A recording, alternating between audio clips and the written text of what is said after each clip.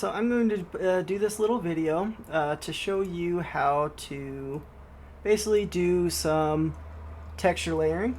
Now on the screen here, you can see that I have two open. So this one is Blender 3.4, and this one is the latest version of Blender 4.5.1.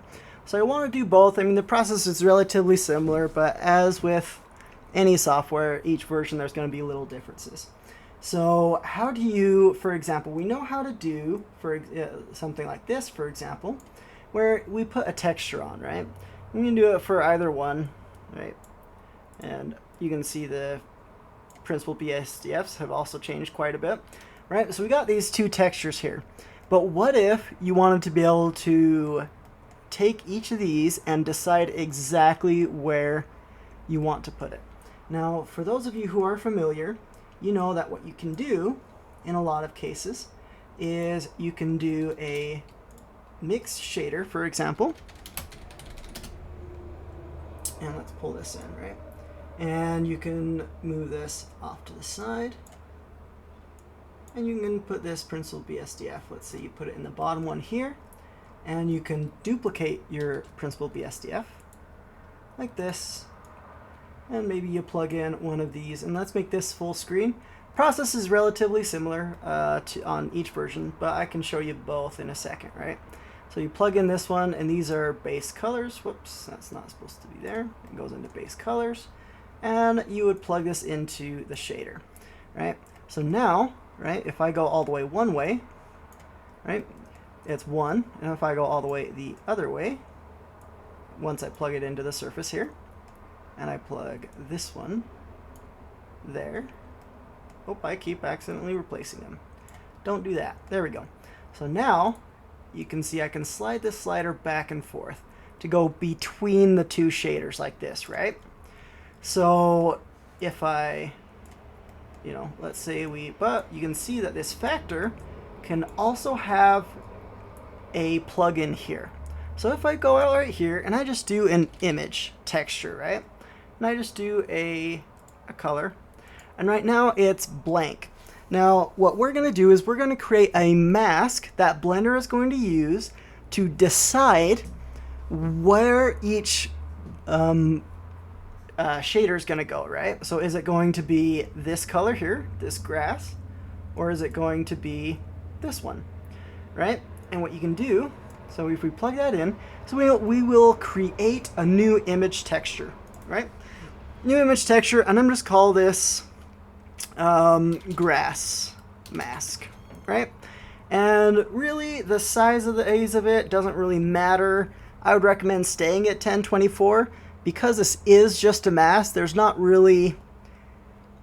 too much of a reason to ever go high, and it just saves on space. So I would stay in the 1024, and you can turn it on tile, 32-bit float if you want. But yeah, so you got all these things. So it's going to start completely black, right? So I'm going to do a new image here. Now we are going to jump over to texture mode, right? And we're going to make sure that when we go into texture paint, right, we want to make sure that our grass is our active, right? And right here you can see it's got our grass mask and it's active.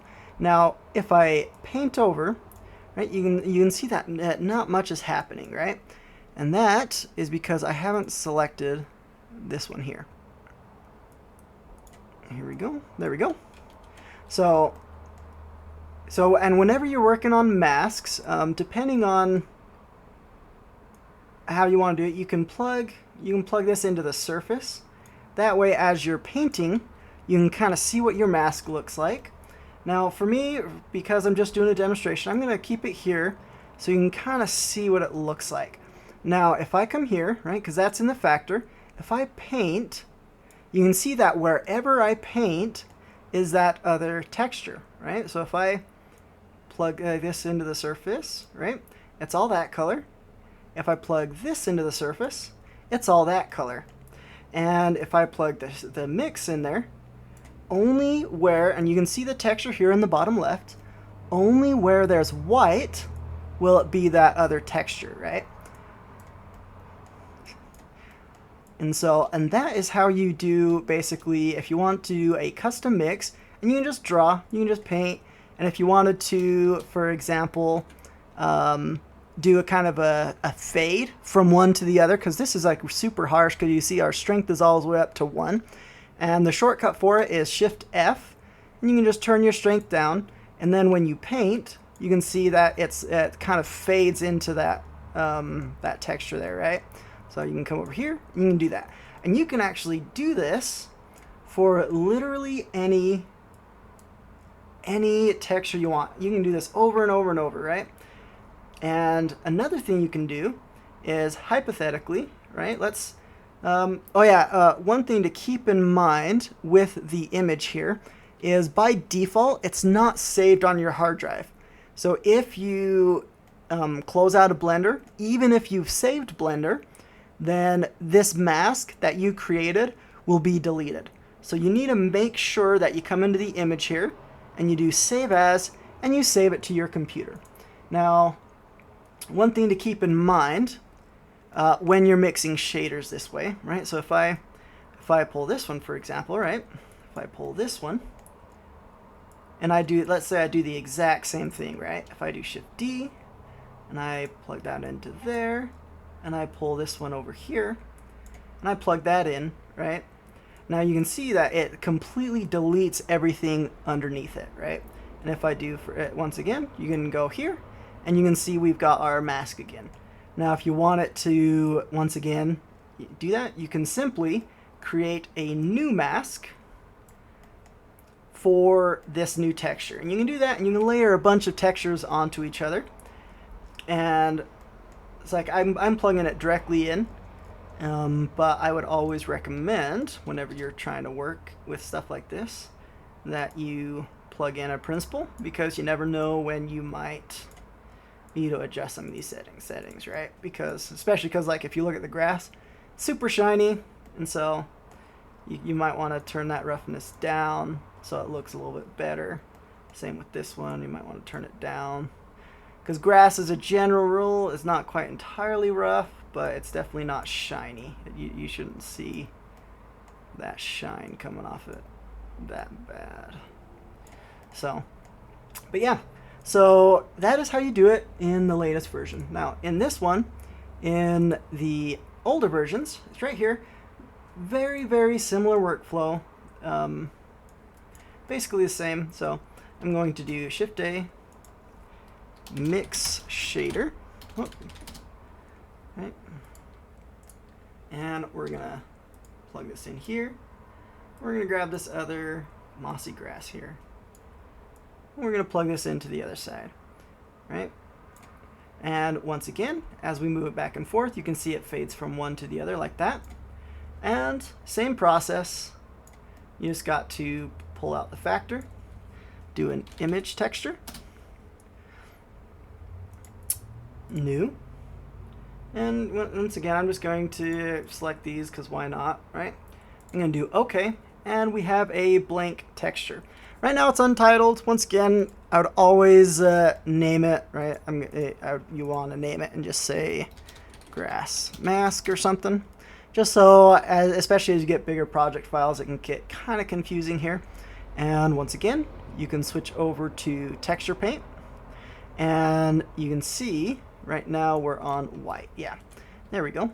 So in the newer version, you can see that it defaulted to black as the color you're drawing, but this one defaulted to white, and that's just the difference in versions. Another thing to keep in mind is going to be, in this one, you can see the UV map for the cube. Now, because it's the default cube, Blender automatically generated the UV map for us, so that's fine. But if you did your own model and your own thing and you haven't UV unwrapped it yet, this won't work. Texture painting only works if you have a UV map, and you can see as I paint on this corner on the UVs here, it paints on that seam right, or that edge right there. So wherever you're painting in Blender is the same for that. So the process is exactly the same on the latest versions that it is as the older versions. Now if I open up the newer version here, once again, always, always, always remember to save your image. By default, your masks, which would be right here, your masks are not saved. So always make sure you save your masks when you're done with them, so that the next time you open your project, you don't have to repaint everything, right? Especially if it's a super detailed object, then it would be kind of a pain to have to redo it all. And once again, if you wanted it to kind of blend a little more, you could always fade it out, and you can, when you draw it, you can see it kind of fades it in instead of being super harsh, right? And you can do that. You can do it however you like. But yeah, so that's how you do it. Now let's say hypothetically you didn't have texture maps and you're doing fully procedural, right? Let's say you're doing fully procedural. Then all you'd have to do is close these out, and you have all your color ramps, your noises, and all that stuff. And you can build your texture, right? Let's say if one was white and one was red, for example. Let's just do that. And let's, we can plug this in. And all you'd have to do is, once again, just create a mask.